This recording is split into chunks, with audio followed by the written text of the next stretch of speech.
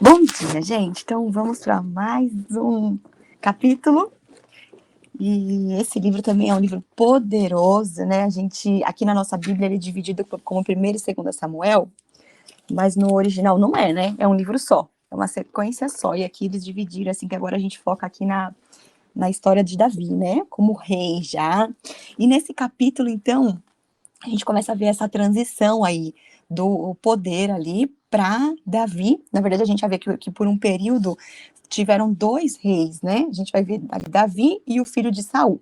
Então a gente começa aqui, no primeiro versículo, aqui no versículo 1, Davi consultando o Senhor, né? Então a gente vê assim, acho que a gente viu momentos da história em que Davi se precipitou, não consultou, e aí não teve bons resultados, mas também em contrapartida a gente vê outras situações que Davi consulta o Senhor, e a gente vê que as coisas vão fluindo, né? Então a gente vê aqui que começa aqui, Davi consulta o Senhor, e aí então ele foi direcionado para ir para a cidade de Judá, em Hebrom. Então assim, isso é tão importante, né? Porque o Senhor, ele tinha uma promessa sobre a vida dele, ele sabia disso, mas a gente, todo momento da nossa vida, em qualquer momento, em qualquer fase, independente da promessa que o Senhor tem pra gente, a gente precisa do direcionamento do Senhor, né? Porque ele poderia talvez se precipitar e tomar uma atitude ali precipitada, então ele foi lá para Hebrom, poderia ser o mais lógico, né? Porque ele é da tribo de Judá, mas enfim, foi a direção ali que o Senhor deu e tudo foi fluindo, né? Então Hebrom é uma cidade que era uma das mais importantes ali, uma das mais não, a mais importante ali do sul de Judá, que não ficava tão longe ali de Belém. Inclusive, essa terra de Hebrom é onde ela ficou muito associada com Abraão, porque é onde Sara foi sepultada. Eu até separei aqui pra gente. Eu gosto muito de fazer os links, né, dos outros livros. Então, aqui porque a gente está vendo que Davi, ele vai para essa aldeia ali de Hebrom, ele leva suas esposas, ele vai com os seus homens, né, todos, com as famílias ali dos homens que acompanhavam ele. E, só voltando de pouquinho em Gênesis, quando a gente pega lá a história de Abraão, quando ele vai se separar de Ló, ele deixa Ló escolher, né? Fala, Ló, escolhe aí para onde você quer ir. E aí Ló escolhe, e aí então Abraão, ele vai para a terra de Canaã. Quando a gente pega aqui, ó, em Gênesis 13, lá no 18, só queria trazer isso aqui pra gente, ó. E Abraão, mudando as suas tendas, foi habitar nos carvalhais de Manre, será que é assim que fala? De Manre, que estão junto a Hebrom. Então ali ficou muito também conhecido por causa disso, né? Então, e também depois, a gente vai ver lá mais para frente em Gênesis, só curiosidades aqui, para a gente linkar uma coisa com a outra, para a gente saber de que terra que a gente está falando, né? E lá em Gênesis 23, 2, aqui quando Sara morre, a gente vê que, tendo Sara vivido 127 anos, morreu em Kiriat Arba, que é Hebrom, na terra de Canaã. Veio Abraão lamentar Sara e chorar por ela. Então a gente vê lá que em Gênesis o povo habitava nessa terra. E aí, então, é a terra da promessa. E aí a gente vê agora o contexto agora, depois de quantos anos, né? É essa terra que a gente está falando. E aí, então, voltando aqui para... Só curiosidades aqui para a gente, tá? E aí, voltando aqui para o versículo 4, a gente vê, então, que Davi, ele é ungido. Ele volta, então, para Judá, lá para Hebrom. E aí, então, vieram os homens de Judá e ali ungiram Davi. E então a gente vê, né, que agora está simbolizando ali, está concretizando ali a promessa de Deus na sua vida. E aí isso me fez refletir que, assim, a gente vê lá mais para frente, lá pro capítulo 5, ali de 2 Samuel, a gente vai ver que ele tinha ali em torno de uns 30 anos, né? Então vamos relembrar que Davi, quando ele lutou com o gigante, quando ele lutou com Golias, a gente contou ali, fez mais ou menos os cálculos, ele era um garoto, ele devia ter uns 14, 15 anos, assim, não fala exatamente a idade dele, mas baseado no que a gente lê, que fala que os irmãos mais velhos estavam no exército, então a gente vê que ele não tinha a idade de estar no exército, que era 20 anos, e ele foi ele era um dos filhos mais novos, acho que era o 8º do filho de Jessé, se eu não me engano, então a gente vê que, subtraindo as idades, a gente chega lá que ele tinha uns 14, 15 anos, então assim, quantos anos levou para ele, de fato, estar vivendo a promessa? Isso nos ensina muito, né, gente? Nos ensina muito, e até quis trazer um salmo, Salmos 37, 5, só para a gente ter essa convicção de que assim, às vezes a gente quer algo, né? A gente quer alguma coisa, a gente começa a orar por aquilo, só que a gente quer que o negócio aconteça hoje, né? Que o negócio aconteça para ontem. E não é bem assim as coisas, né? Existe um tempo, um processo, e a gente precisa entregar. O que fala em Salmos 37:5? Entrega o teu caminho ao Senhor, confia nele e o mais ele fará.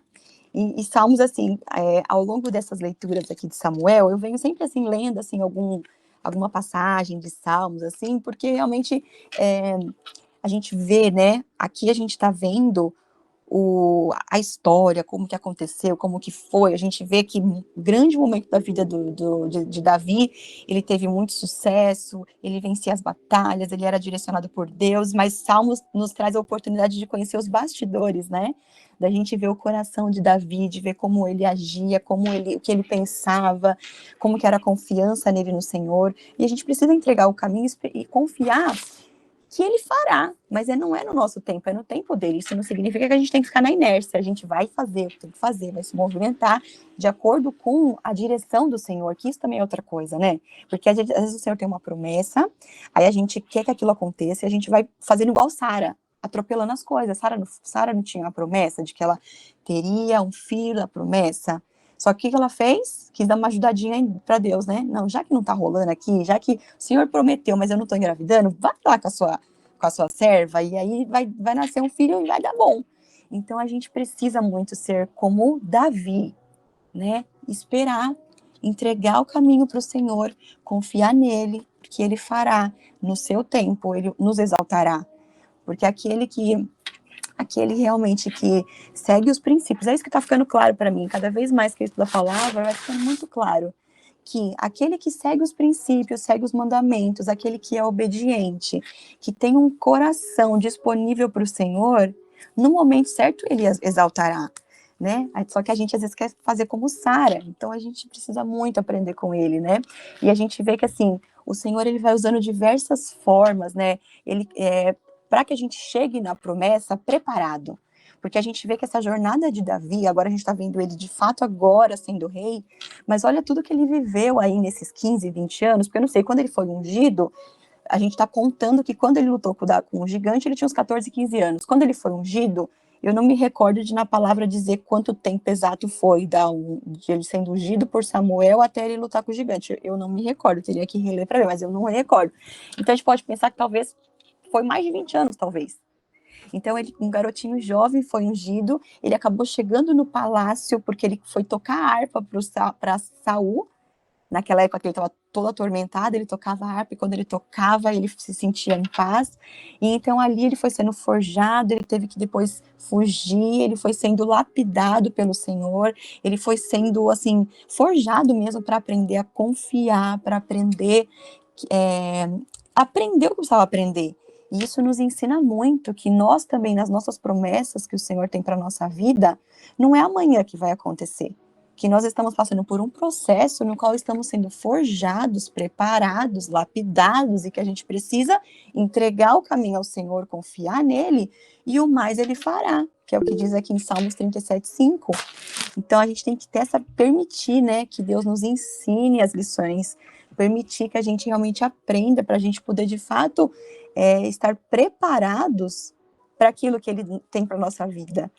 E que sejamos fortes, corajosas para, quando vier as oportunidades na nossa vida, a gente pegar. Porque por vezes e não se lamentar, né? Porque assim, agora a gente vê aqui no versículo 5, que ele envia os mensageiros ali aos homens de Jabes de Gileade, e a gente vê aqui que ele muito diplomático, sempre assim, numa postura muito honrosa, né? A gente fala, a mensagem dele aqui, né?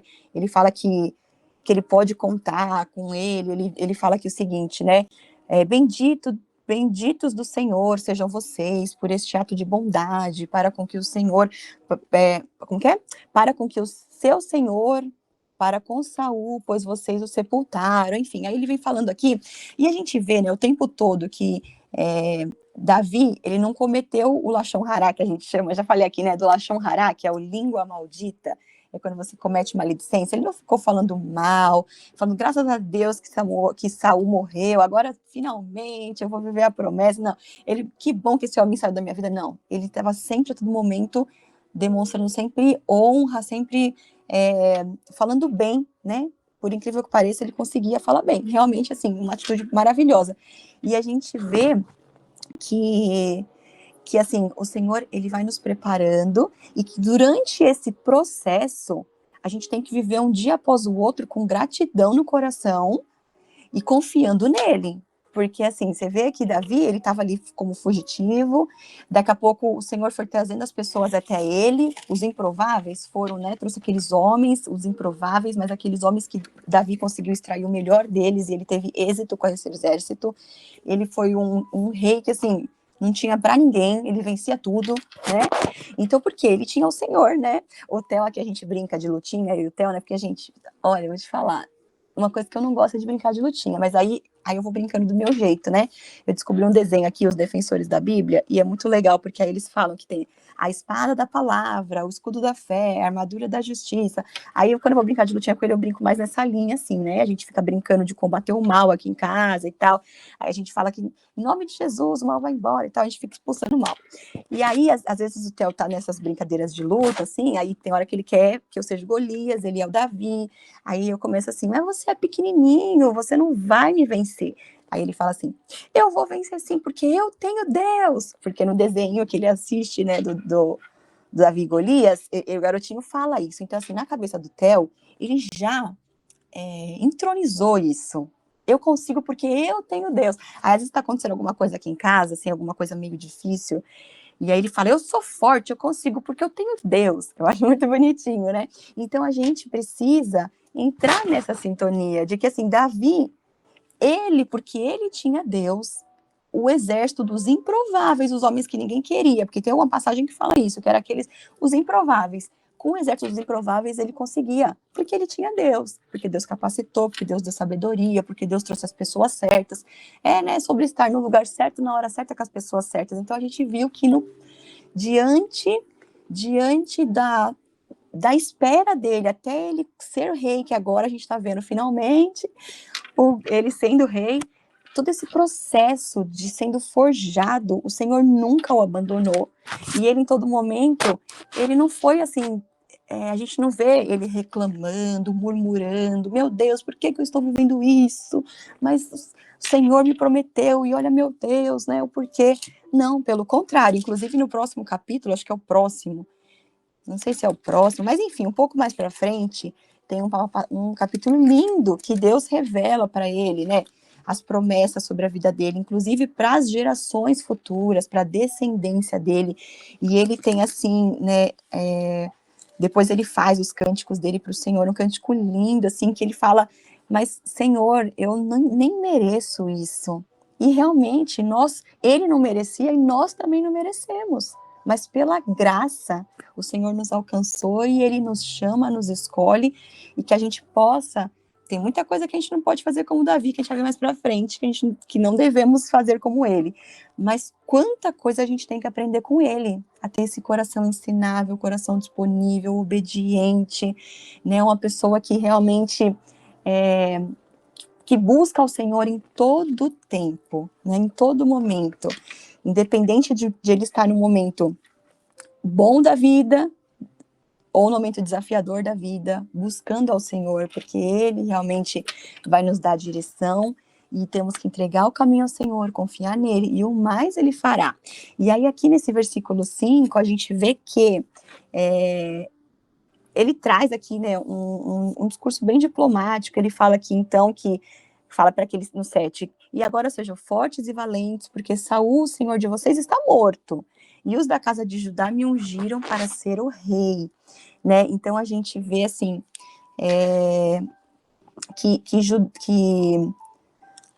ai, peraí, que eu ia te falar alguma coisa que fugiu aqui. Davi, ele está se apresentando aqui como sucessor, né, de Saul. Então a gente vê você vê ali que ele sugere para o povo aí de Jabes de Gileade que entrasse meio que, parece assim, meio que num acordo com Judá, né? Só que a gente vê que Gileade, ele se torna parte do reino de Isbosete. Isbosete, que é o filho de Saul. Então a gente vai ver, só para a gente relembrar também, só para a gente trazer a lembrança aqui, lá em 1 Samuel, no capítulo 11, quando a gente vê que Saul, ele vence os amonitas, então aqui foi bem na época em que Saul assume ali o reinado. E aí a gente vê que Saul, ele fica indignado quando os amonitas vai lá e vão lá batalhar com o povo de Israel. E aí Saul, ele é tomado pelo Espírito de Deus e ele vai lá aqui no 8. Cadê o que eu ia trazer aqui? 8. Os filhos de Israel... Ah, tá. O que eu ia trazer aqui para vocês? Era outra coisa que eu ia trazer. Mas, enfim, só para a gente entender o contexto que esse povo de Jabes de Gileade era um povo que estava sob a liderança ali de Saul, porque isso já vem lá desde o começo. Acho que o povo tinha até uma certa gratidão, porque ele foi quem liderou o exército para vencer os amonitas. Então, ali foi logo depois que ele foi ungido rei e tudo mais. Só que o que eu queria trazer? Então, trazer esse ponto, só para a gente entender que esse pessoal era um povo que já estava na liderança ali de Saul. E outro ponto, que o exército de Judá era um exército muito forte, que era meio que contado sempre à parte. Olha aqui em 1 Samuel 11, no versículo 8. Quando ele está nesse contexto aí, né, de que eles venceram os amonitas e tudo mais, ele conta aqui o seguinte, ó. Contando em Bezeque, dos filhos de Israel, havia 300 mil dos homens de Judá. 300 mil. Dos homens de Judá, 30 mil. Então, a gente vê que sempre quando ele fala do exército, ele trazia os de Judá separado. Então, só para a gente entender aqui também que a potência do exército de Judá, né? Depois, lá também em 1 Samuel 15, 4, também uma outra situação. Também ele conta aqui, ó, Saul convocou o povo e os contou em Telaim, 200 mil homens de pé e 10 mil homens de Judá. Então, para a gente ver que sempre tinha. Então, a gente vê que, assim, que Judá, eles chegaram ali à conclusão de que eles queriam um rei ali, então ficou o rei só de Judá. Então, a gente vai ver que nesse momento aqui, aí ficaram tendo 2 reis. Davi como rei de Judá e Esbocete, que era o filho de Saul, como rei ali do restante, né? Então você vê que o povo ali de Judá, eles acabaram elegendo um dos seus, porque Davi, ele era da tribo de Judá, né? E aí, então, eu queria trazer aqui pra gente também uma genealogia. Nossa, a gente falta 15 minutos, né? Meu Deus, eu começo a falar aqui. Deixa eu só trazer aqui uma genealogia que eu separei. Eu separei algumas genealogias pra gente, que eu achei interessante, porque assim, ó, primeira vez que eu ouvi esse capítulo, eu lembro que eu fiquei um pouco confusa, porque se você não lê com atenção, começa um monte de nome novo aqui, né? Algumas pessoas novas, alguns nomes, e aí se a gente não lê com atenção, às vezes a gente acaba confundindo quem é quem, então agora é o momento da gente entender quem é quem, para a gente não ficar perdido mais para frente. E aí a gente vê, né, então a gente está vendo aqui no 5 ainda, no versículo 5, que, então, Davi, ele... cadê aqui? Deixa eu abrir para vocês. Peraí, deixa eu ver se vocês estão vendo. Não tá vendo, né? Ninguém tá vendo. Eu trouxe só essa genealogia aqui, ó, que a gente vê, né? Que dos filhos de Jacó saiu a tribo de Judá e de Benjamim. Então, de Judá a gente vê que chegou em Davi, da de Benjamim chegou em Saul. E aqui, ó, só pra gente ver os filhos de Jonatas, de Saul, né? A gente vê aqui os filhos de Saul, que então temos Jonatas, saiu, que morreu. Ai, cadê, gente? O pessoal aqui atrapalhado. Cadê? Volta. Aqui. Então, essa que eu queria mostrar aqui pra gente.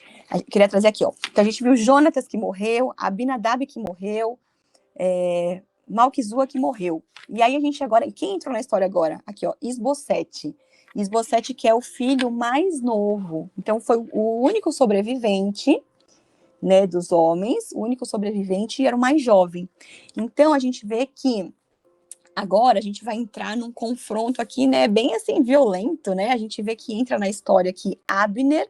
Então, a gente vai ver que entra de um lado Davi com o seu exército, né? Então, que tinha Davi ali com seus exércitos, que aqui conta pra gente que ele por 7 anos e meio reinou em Hebron, e de um outro lado a gente vê que entra Isbosete, que aí eu quis mostrar a linhagem aqui só pra gente ver quem é ele, que Isbosete, então, ele tinha 40 anos, que conta aqui pra gente, lá no versículo, acho que 8, 9, mais ou menos, conta que ele tinha 40 anos, e que ele reinou sobre Israel por 2 anos. E aí, então, a gente vê que lá no versículo 12, do 12 até o fim, começa a contar aqui sobre a vitória de Davi sobre Isbosete.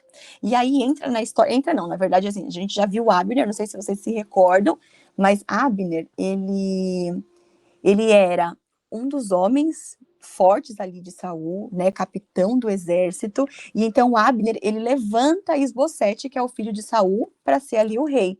Então, a gente vê que eles foram derrotados, conta aqui na história que eles foram derrotados. Eu trouxe pra gente uma genealogia, tá aqui, eu só trouxe um mapinha, só pra gente ver como a tribo de Judá era enorme, né? Mas eu queria trazer esse aqui, ó, essa genealogia. Hoje eu tô nas genealogias, gente. Queria trazer essa genealogia pra gente saber quem é quem aqui. E olha só, a gente tá vendo aqui, ó, Saul, né? A gente tá vendo aqui Saul, que era filho de Quis. Só que olha aqui onde tá Abner. Abner, ele era filho de Ner. Então você vê que Abner, que era chefe do exército de Saul, ele era da família de Saul, né? E ele, assim, pelo que a gente vai ver depois, ao longo, a gente vê que Jonatas, ele não era muito assim, parece que Abner era quem comandava tudo ali, né? Colocou o Isbosete lá, mas assim, Abner era o cara que meio que parecia que tomava as decisões, né? Então a gente vê que Abner foi filho de Ner, ele era um grande guerreiro, ele tinha uma grande influência política em Israel, né? Então a gente vai ver também mais para frente, é bom a gente ficar atenta com esse nome, porque é uma pessoa que ele tinha bastante influência ali, né? Eu vi alguma coisa na internet, mas aí eu não consegui ter tempo de parar e confirmar na Bíblia, que ele foi quem apresentou na época Davi a Saul para desafiar o gigante. Que teve um dos guerreiros que levou, né? Ó, tem esse doido aqui, né? Que tá querendo lutar com esse gigante. Pelo que eu vi, assim, na internet, parecia que era um site confiável, parece que é isso, mas eu não consegui confirmar, mas me parece que era. Então, a gente vê que ele era bem famoso ali, né? Ele era um guerreiro ali bem famoso. E aí, então, inclusive, só pra gente relembrar também, lá em 1 Samuel 26, que quando foi aquela passagem em que Davi, ele consegue entrar no acampamento, pega a jarra, pega a lança, né, só que ele poupa a vida de Saul, mas aí chega um momento que Davi vai e grita, né, e repreendendo, quem ele repreendeu foi Abner, que ele fala, Abner, que falta de atenção a sua, que não tá atento, né, eu poupei a vida de Saul, mas assim, eu entrei aí, tô aqui com o jarro, tô aqui com a lança, e na época era Abner, né, que ele repreende ali também de uma certa forma. E aí a gente vê, então, de um lado Abner com Isbosete, e de um outro lado a gente vai ver a galera de Davi com Joabe. Então a gente vê Joabe. Aí quem é Joabe? Vamos ver quem é Joabe também. Aqui nessa linhagem aqui, a gente consegue ver Joabe. Então Joabe, ele era filho de Zeruia. Quem que foi Zeruia? Zeruia foi uma irmã do Davi. Então aqui, ó, a gente está com a família de Davi. Então a gente vê aqui Jessé, né, pai de Davi, os filhos aqui de Jessé, Eliabe, o mais velho, Davi, o mais garoto, o mais jovem, só que ele tinha também essas duas irmãs, Abigail, que a gente tem que tomar cuidado para não confundir, porque tem a Abigail, que é a esposa de Davi, mas tem a Abigail, irmã também.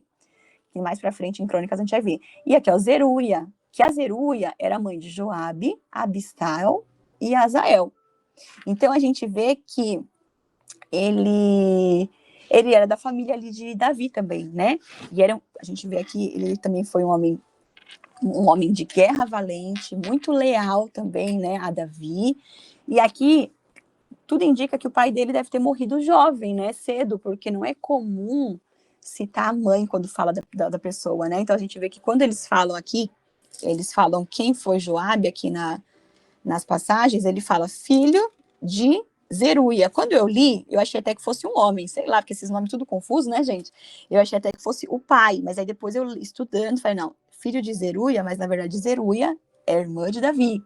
Então você vê que eles eram ali, então ele era sobrinho de Davi. Então, Joabe, ele também foi um comandante do exército, que mais para frente a gente vai ver, né, que ele realmente foi um comandante, e ele vai aparecer com muita frequência também. Por que eu quis trazer mais detalhes da genealogia desse povo? Porque às vezes a gente lê rápido e a gente não se atenta aos detalhes de quem é quem. Só para a gente, quando ler os próximos, entender, porque esse é um que a gente tem que dar uma atenção especial para esse nome Joabe, porque ele vai aparecer com frequência na história, muitas vezes com uma pessoa que desencadeia acontecimentos, né? Então, só para a gente ficar atento a isso. E agora só falta 10 minutos para a gente já ir para o encerramento. Então, a gente vê depois que Azael, que ó, a gente vê aqui na genealogia, que é um dos irmãos de Joabe, né? Azael, então, aqui fala que ele é que também era um guerreiro, assim, muito valente. Aqui até fala, ele usa aqui um termo, que ele é... agora eu não vou procurar para a gente não perder, mas ele fala que... Mas, enfim, a gente vê que ele um guerreiro valente também, né? Ele começou a perseguir Abner. E Abner, que era um guerreiro muito experiente, porque Abner era do exército de Saul, líder ali, né? Era ali o capitão, ali o comandante, né? Então a gente vê que Azael começa a perseguir Abner, e eles se conheciam tudo, né, gente? Eles se conheciam, porque Davi foi do exército de Abner. Eles tudo se conheceu, tanto que aqui a gente vê que ele fala assim, Abner, é você? Abner não, Azael, é você? E aí, então, ele pede para ele parar de perseguir, né? Ele fala, para de me perseguir. E Azael continua ali, né? E aí, assim, a gente percebe o que eu fiquei pensando aqui, que a gente vê que Azael, ele estava assim, foi muito determinado ali, né? Estava muito ali determinado, só que talvez ele tenha sido talvez um pouquinho imprudente, né? Pensando ali que ele estava lidando com um homem extremamente experiente, com um homem extremamente astuto.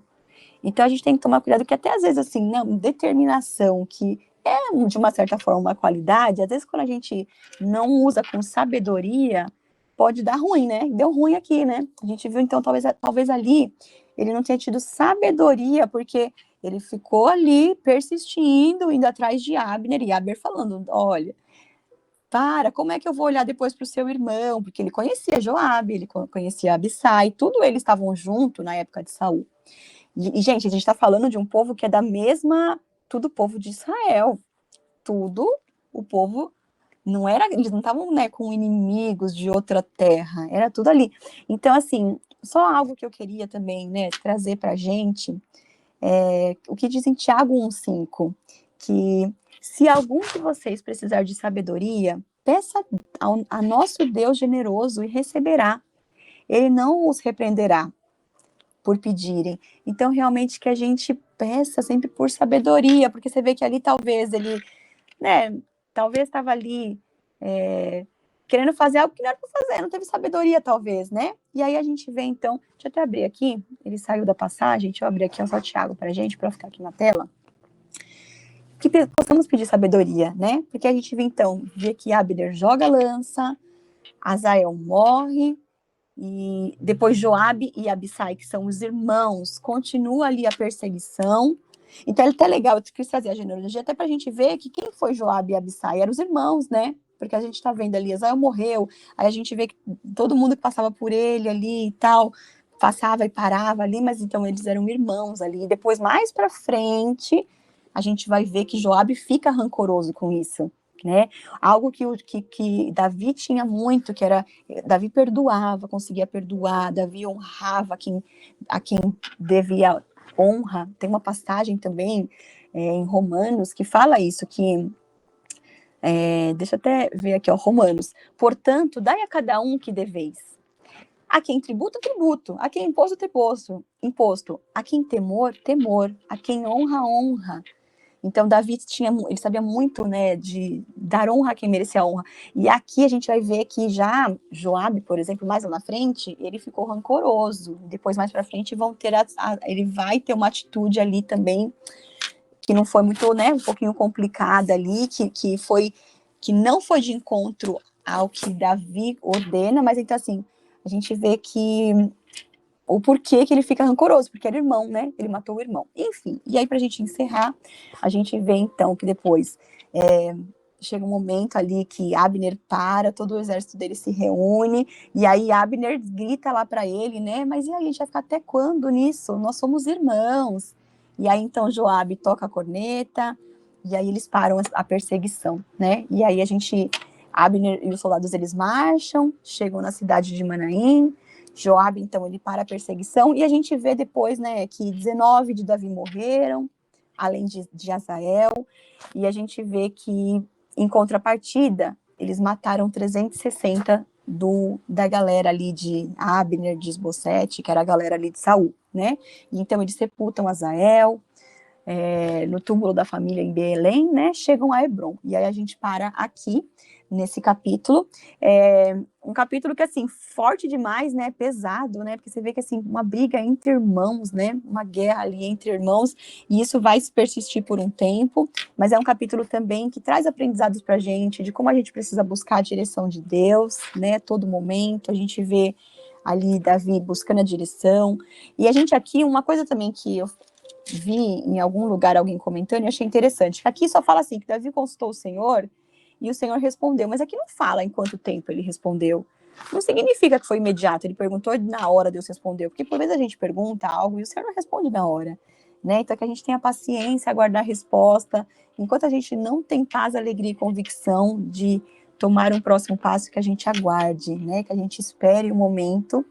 Então, acho que fica esses aprendizados também, né, de busca da direção de Deus, que a gente, a promessa, quando a gente chegar na promessa do Senhor, os desafios vão continuar. A gente está vendo que a vida de Davi não foi fácil, mas agora que ele chegou na promessa, continua tendo desafios, a todo momento vai ter um novo desafio, e a todo momento a gente precisa continuar buscando o Senhor, né? A gente vê aqui que, apesar de Davi ter um exército dos improváveis, na liderança de Davi, que era um homem que andava com Deus, um homem segundo o coração de Deus, mesmo ele com o exército dos improváveis, sob a liderança dele, ele conseguiu extrair o melhor de cada um, revelar o melhor de cada um e ter êxito. Então, isso mostra também que nós precisamos estar perto de pessoas de Deus, porque, né, a gente estando perto de pessoas de Deus, pessoas que também vão nos ajudar, nos dar direção, é tão maravilhoso. Então, a gente vê na internet muito falarem que somos a média das 5 pessoas com que a gente mais convive, e eu creio muito nisso. Somos a média de quem nós mais convivemos. Então, que possamos estar ao lado de pessoas que realmente pessoas de Deus, porque esses homens que não eram nada, né, porque fala aqui que eram os rejeitados, ao lado de Davi, que era um homem de Deus, eles conseguiram ter o melhor deles. Então, por vezes, a gente está também em momentos da nossa vida de desafiador, que a gente possa estar junto de pessoas de Deus, porque a gente vai aprendendo, a gente vai sendo edificado, né? Assim como esse povo improvável ao lado de Davi venceram, né, a batalha ao lado de um exército de Saul, que era um exército dos melhores. Tudo bem que teve a batalha ali, que eles morreram muitos, né, ali com os filisteus, mas assim, Abner, que era um cara mega experiente, que era capitão de Saul de muitos e muitos anos, e com os improváveis, mesmo assim, eles venceram. Então, eu queria concluir por aqui. Alguém quer compartilhar algo, gente? Eu falei demais, né? Queria ter terminado uns 10 minutos antes. Mas alguém quer compartilhar algo, alguma percepção diferente desse capítulo? Ou alguma coisa que discorda, gente? Às vezes eu falo alguma coisa que pode ser que alguém não concorde. O que vocês, né? Fiquem à vontade para falar, para a gente poder logo encerrar.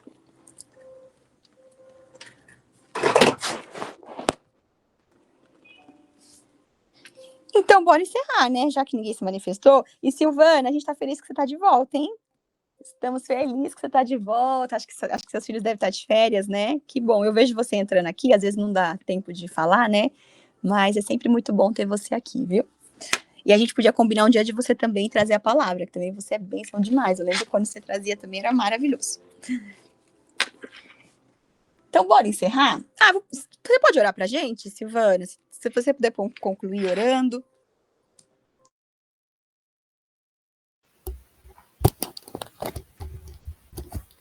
Bom dia, a paz do Senhor, irmãos. Como é maravilhoso, viu, Maiara? Ver assim, o crescimento espiritual, o crescimento do conhecimento da palavra de Deus. E essa palavra, assim, estando plantada dia após dia no coração de vocês. Isso faz muita diferença na vida, no caminhar e nas decisões também. Que Deus abençoe e fortaleça esse grupo, que esse grupo é do reino do Senhor, né? E o reino do Senhor é assim, é de crescimento em graça, conhecimento e sabedoria. E isso tem acontecido visivelmente nesse grupo. Que Deus abençoe. Então vamos orar. Senhor nosso Deus, Pai amado que estás no céu, que estás na terra, que nos cerca com todos os seus cuidados. Eu sou grata, Senhor, por esse dia de hoje, esse dia que amanhece. Aqui na Bahia está um dia fresco, tem chovido um pouco. Ó Pai, obrigada por todas as estações do ano, pelo calor, pela chuva, pelo frio. Obrigada, Senhor, pelo seu cuidado em todo o tempo. Obrigada, Deus, pela ministração dessa palavra de hoje, que ela possa estar plantada no nosso coração, que ela possa nos estar trazendo ensinamentos práticos para a nossa vida cotidiana, que nós possamos observar e refletir e praticar a tua palavra, porque esse é o propósito, Deus, porque nela está contido o caminho, as diretrizes, Senhor, para o nosso caminhar, e o propósito que o Senhor tem para as nossas vidas. Eu sei que os seus planos são maravilhosos, são maiores do que os nossos, Deus.